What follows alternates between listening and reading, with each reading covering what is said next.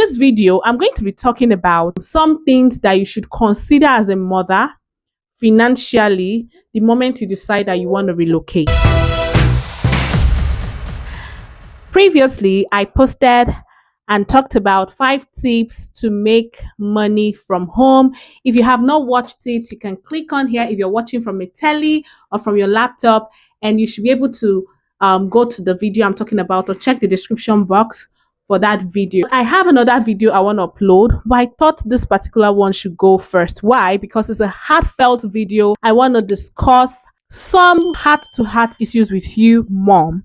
I know you may be able to relate to what I'm about to discuss. If you're able to relate at any point in this video, please feel free to comment and let me know what you think about it, okay? I said I'm going to share maybe in the future my relocation journey, maybe in a series or something.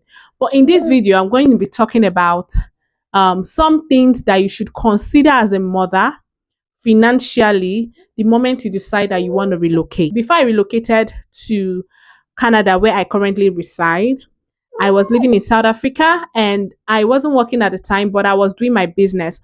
One mistake I never made was closing down my businesses in Nigeria before relocating. Rather, what I did, because I shared something like that in my shorts, maybe you can check that out. What I did was to make sure that I sit down and go through the operations and the processes of my business and see how I can be able to delegate some parts of my business out or delegate some tasks in my businesses out so that my business can run simultaneously while I am away from my home country and while I am serving my customers in due capacity. When you come abroad, a lot of times you think that it's going to be all rosy, all fuzzy, all sweet, all everything.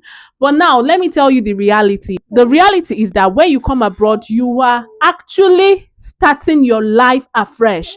You should have this mentality that you are like a tree whose farmer has decided that probably where you are right now, where you currently are coming from, may not be the best place for you to flourish and blossom the way he wants you to. Now, that farmer is God, right? When the farmer sees that you're not really blossoming and flourishing the way he wants you to blossom and flourish, he now decides, okay, that he has another land that he wants you to go in, and with the nutrients in that land and the environment that is in that place, you can be able to flourish and blossom.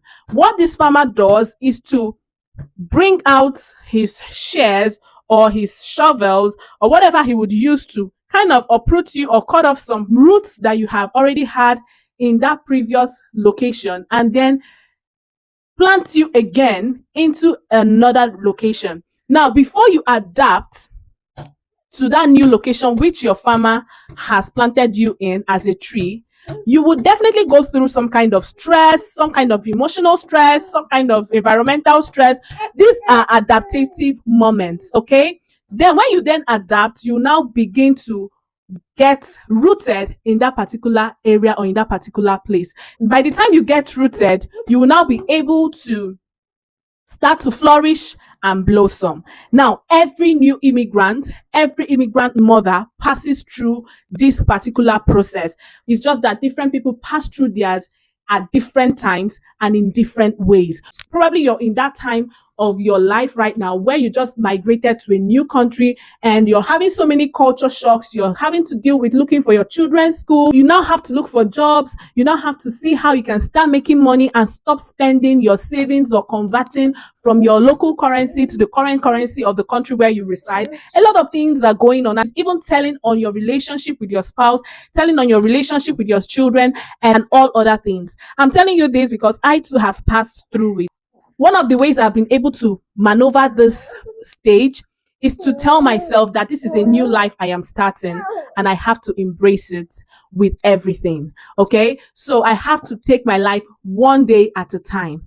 Another thing I've been able to do is to think outside of the box. See, sometimes you need to think beyond 9 to 5. Why am I saying this? When I was in Nigeria and in South Africa, I've always loved to do my own thing, to be my own boss, to start my own things and to run my own businesses. So I've never really had, apart from my youth service days and then shortly after school where I worked for someone, and then during my IT where I worked with with companies, I never really have been in a formal 9 to 5 setting. So the whole 9 to 5 thing was a whole new thing to me. So it wasn't like really, really easy for me, but I just kept on applying and applying and applying and applying for jobs to the extent that I was beginning to feel overwhelmed. It was really telling on me. It was really getting to my nerves. Like, I was like, what's happening? Why am I not getting these jobs? What is it on my CV? Because I had to tailor my CV, tailor my resume, tailor my cover letter, did everything, do it. We went for career fairs, went for different things. And I'm like, why is this thing not working for me right now? I know you may be in the same situation, but now one thing changed my life and one thing made everything sparkle for me. It's when I prayed about the whole thing, after getting so frustrated about it, I prayed about it and I got ministered to by the Holy Spirit, where He told me, see, look within yourself, look inward. There's something in you that you have to offer to people, and in the process, make money out of it. And that's when I began to look within myself, think outside of the box. So I'm talking to you right now because you may be in the same situation. You're looking for ways to make money as a mother. You're looking for ways to support your spouse. You're looking for ways to pay the bills, because abroad and bills are 5 and 6. It's not like back home where you would get someone to borrow from or get someone who can lend you some money or even ease you of some of your bills. No, abroad and bills are 5 and 6. And a lot of times the emotional stress you're passing in your relationship with your spouse, with your children, the better percentage of that emotional stress is coming from financial stress. Yes, I'm telling you this because I know so and I've experienced it firsthand. So what you want to do is to look within yourself. Are there things that you know, probably you have been doing it before, but you're like, you just relocated to this country. You don't know if it will work, if that thing would work here. How would you know if it will work if you don't try? Another thing I did that helped me is to look at the culture of these people that I have come to their country. I have come to their country and I have come to stay. So it is best for me to look at their culture and see what works here. A lot of times, what you are used to may not really work in the present place that you are currently residing. So what do you want to do? How do you even want to start talking? How do you want to start knowing what will work and what will not work? One of the things I did is to start networking. I had to start leaving my house.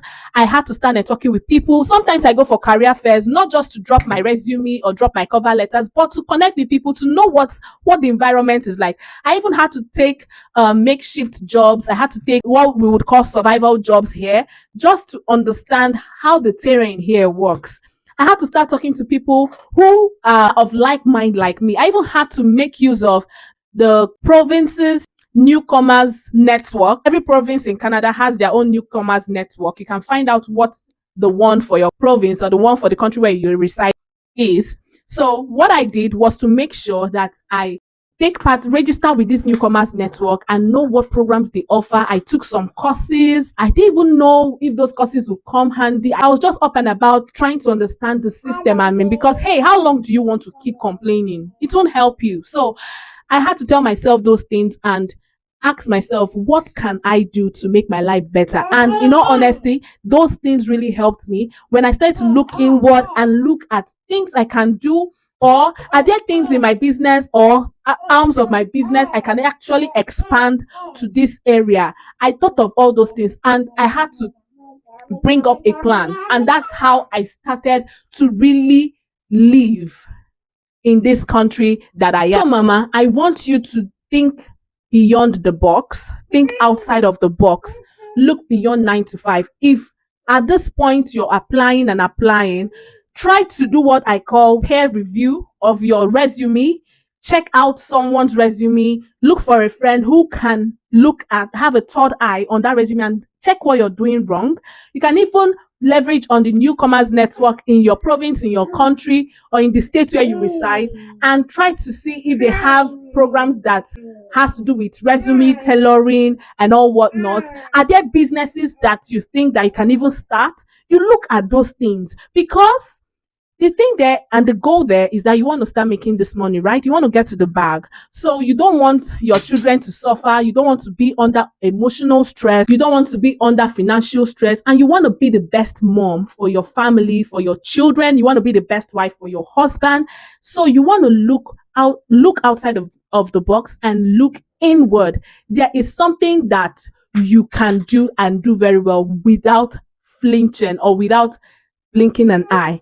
Then look at your strengths as well.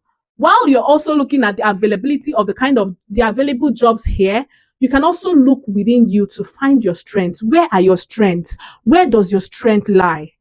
Try to find a career path within that area of your strengths, and it would help you a lot.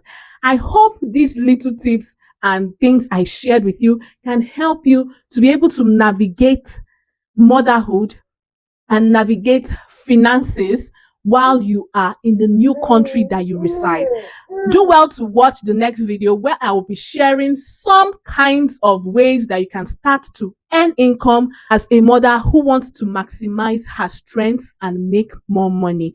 Thank you so much for watching this video. And at this point, if you have not subscribed, I don't know what to tell you. Please do well to subscribe, like, so that this video can be shared to the YouTube algorithm, and share with your friends who you think this information would help.